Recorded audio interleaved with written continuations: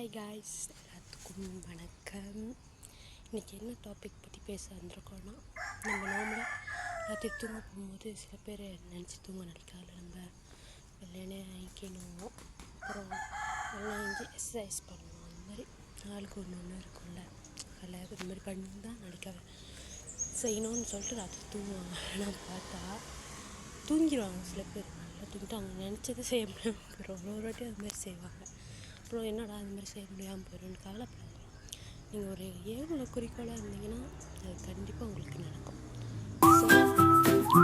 முயற்சி செஞ்சுக்கிட்டே இருங்க.